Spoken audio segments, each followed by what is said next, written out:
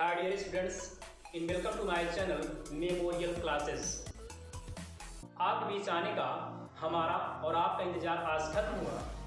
एक बात आज हम आप लोगों को बता देना चाहते हैं कि ओके मेमोरियल विद्यालय से संबंधित किसी भी कक्षा का वीडियो आपको हमारे इसी चैनल द्वारा प्रोवाइड कराए जाएंगे। तो चलते हैं अपने आज के टॉपिक की ओर, जिसका नाम होगा भारतीय संविधान सभा। स्टूडेंट्स, भारतीय संविधान सभा का ये वीडियो काफ़ी लंबा चला जाता, इसी कारण से आज हम भारतीय संविधान सभा का पार्ट 1 वीडियो लेकर आए हैं। जल्द ही भारतीय संविधान सभा का पार्ट 2 वीडियो आपको प्रोवाइड कराए जाएंगे। तो स्टूडेंट्स, अपना टाइम वेस्ट ना करते हुए चलते हैं अपने आज के प्रकरण भारतीय संविधान सभा के पार्ट 1 की। डियर स्टूडेंट्स, भारतीय संविधान सभा का गठन किन चरणों में हुआ, कौन से स्टेप थे, कौन से ईयर थे जिनमें भारतीय संविधान सभा के गठन की प्रक्रिया स्टार्ट हुई, शुरू हुई। सबसे पहले हमें उन ईयर्स को, वर्षों को काउंट करना होगा, देख लेना होगा कि किस तरह से किन किन वर्षों में सबसे पहले भारतीय संविधान सभा के गठन की मांग उठाई गई। तो सबसे पहले जो वर्ष आता है 1895 ईस्वी। 1895 ईस्वी में बाल गंगाधर तिलक के द्वारा, आप हर एक पॉइंट को नोट डाउन करते चलेंगे, बाल गंगाधर तिलक के द्वारा स्वराज बिल लाया गया। इसी स्वराज बिल के माध्यम से बाल गंगाधर तिलक ने सबसे पहले 1895 ईस्वी में भारतीय संविधान की मांग की। याद करेंगे, संविधान की मांग सबसे पहले इन्होंने 1895 ईस्वी में स्वराज बिल के माध्यम से किया था, लेकिन अंग्रेजी सरकार के द्वारा उनकी इस मांग को नजरअंदाज कर दिया गया। लेकिन कालांतर में ऐसे ऐसे और स्टेप बनते गए जिनके द्वारा भारतीय संविधान के गठन की प्रक्रिया में तेजी आई। ले चलते हैं आपको 1924 ईस्वी की ओर। 1924 ईस्वी में स्वराज पार्टी के द्वारा,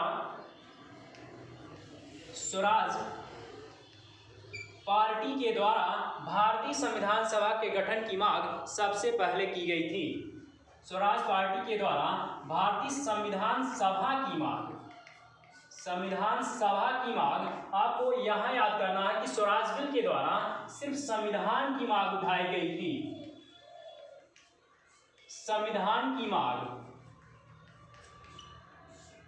लेकिन यहाँ 1924 ईस्वी में स्वराज पार्टी के द्वारा संविधान सभा के गठन की मांग उठाई गई। आपको याद करना होगा, पॉइंट नोट डाउन करते चलना होगा कि स्वराज पार्टी का गठन मोतीलाल नेहरू और चित्तरंजन दास के द्वारा किया गया था।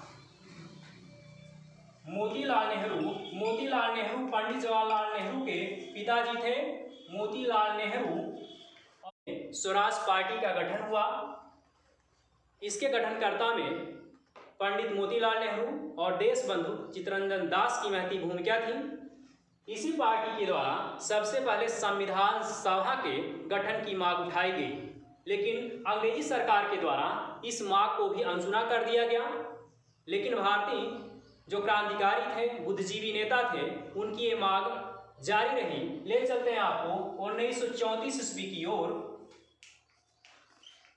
1934 ईस्वी में एम.एन. राव के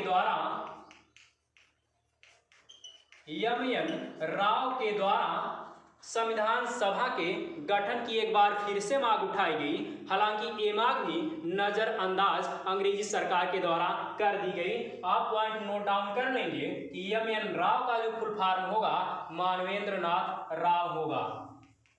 मानवेंद्र नाथ राव, इनके द्वारा भी संविधान सभा के गठन की मांग की गई, लेकिन ये मांग अनसुना कर दिया गया। अब आप पॉइंट नोट डाउन करेंगे 1942 ईस्वी। 1942 ईस्वी में क्रिप्स प्रस्ताव लाया गया। ये प्रस्ताव क्यों लाया गया, क्या कारण था ये प्रस्ताव लाने का, तो अब आप यहाँ पर पॉइंट नोट डाउन करेंगे कि जिस समय प्रस्ताव लाया गया उस समय यूरोप में द्वितीय विश्व युद्ध प्रारंभ हो चुका था। पॉइंट नोट डाउन करेंगे कि वो द्वितीय विश्व युद्ध यानी सेकंड वर्ल्ड वार द्वितीय विश्व युद्ध का जो प्रारंभ हुआ 1939 से 1945 तक चला ये विश्व युद्ध। इसी दौरान ब्रिटिश सरकार जो थी यानी अंग्रेज जो थे ये मित्र राष्ट्र की ओर से युद्ध में भाग लिए थे। इस विश्व युद्ध में दो गुटों में युद्ध छिड़ा था। एक गुट था मित्र राष्ट्र और दूसरा जो गुट था धुरी राष्ट्र। धुरी राष्ट्र का नेतृत्व जर्मनी कर रहा था और मित्र राष्ट्र का नेतृत्व इंग्लैंड कर रहा था। आप याद करेंगे कि इसी समय यानी जब ये प्रस्ताव लाया गया उसी समय ये द्वितीय विश्व युद्ध छिड़ चुका था।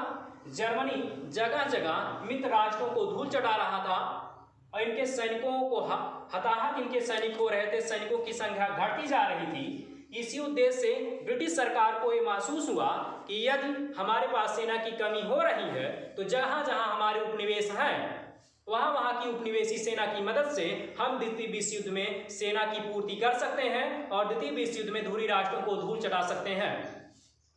इसी उद्देश्य से एक क्रिप्स प्रस्ताव लाया गया। चूंकि भारत भी अंग्रेजों का उपनिवेश था इसलिए यहाँ की उपनिवेशी सेना उनको चाहिए थी। इसी उद्देश्य से एक क्रिप्स प्रस्ताव लाया गया। हम आपको बता दें कि सर क्रिप्स के नाम पर एक प्रस्ताव बना। सर क्रिप्स द्वितीय विश्व युद्ध के अध्यक्ष थे। द्वितीय विश्व युद्ध के अध्यक्ष बनाए गए। चूंकि इनकी अध्यक्षता में सेना की कमी महसूस हो रही थी इसीलिए ये भारत आए क्रिप्स प्रस्ताव लेकर और भारतीय शीर्षस्थ नेताओं से वार्तालाप किए कि वो अपनी भारतीय सेना हमारी तरफ से द्वितीय विश्व युद्ध में भेजें जिससे हम बड़ी आसानी से द्वितीय विश्व युद्ध को जीत सकें।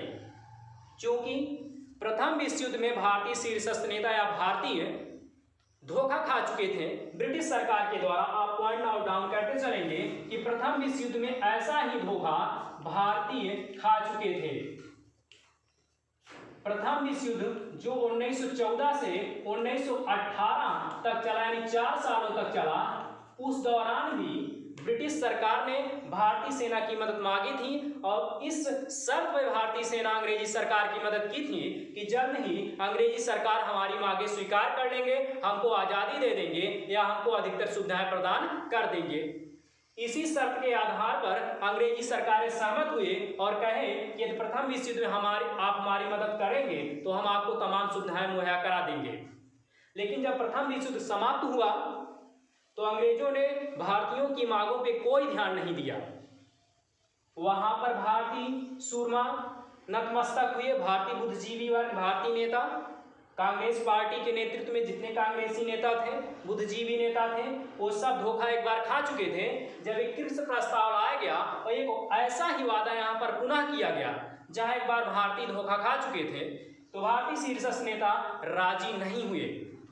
जगह जगह विद्रोह होने लगे, क्रिप्स प्रस्ताव का विरोध होने लगा और कहा गया कि प्रथम विश्व युद्ध में ऐसा ही वादा हमसे किया गया था और ऐसे वादे पर अंग्रेजी सरकार तुली नहीं थी, इसलिए द्वितीय विश्व युद्ध में हम आपकी कोई मदद नहीं करने वाले हैं। परिणाम यह हुआ कि क्रिप्स प्रस्ताव के माध्यम से सर क्रिप्स के द्वारा भारतीय कांग्रेसी जितने बुद्धिजीवी नेता थे उनसे वार्तालाप जारी रहा। हालांकि इसी वार्तालाप का परिणाम यह हुआ कि भारतीय बुद्धिजीवी नेता राजी हो गए कि द्वितीय विश्व युद्ध में भारतीय सेना अंग्रेजी सरकार की मदद करने के लिए तैयार होगी।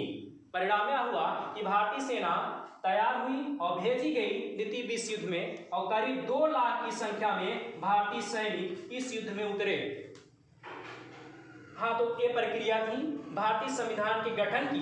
क्रिप्स इस शर्त पे तय, भारतीय बुद्धिजीवी वर्ग, याद रखेंगे आप, भारतीय बुद्धिजीवी वर्ग एक ही शर्त पर अपनी सेना द्वितीय विश्व युद्ध में भेजे थे कि इसी युद्ध के बाद हमारी मांगे पूरी होनी चाहिए, हमारे लिए एक अलग से संविधान सभा का गठन होना चाहिए और इसी संविधान सभा के द्वारा हम अपने लिए एक नया संविधान बनाना चाहते हैं। इसी शर्त में भारतीय सेना द्वितीय विश्व युद्ध में गई थी।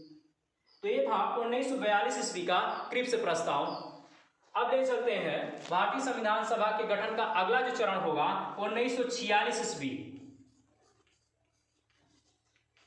1946 ईस्वी में आया कैबिनेट मिशन प्लान। 1946 ईस्वी में कैबिनेट मिशन योजना आई।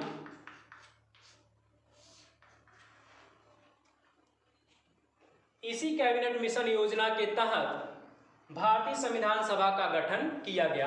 आप अभी याद करेंगे कि अभी हमने आपको बता दिया कि 1945 ईस्वी में द्वितीय विश्व युद्ध समाप्त हुआ और ये सन है 1946 ईस्वी।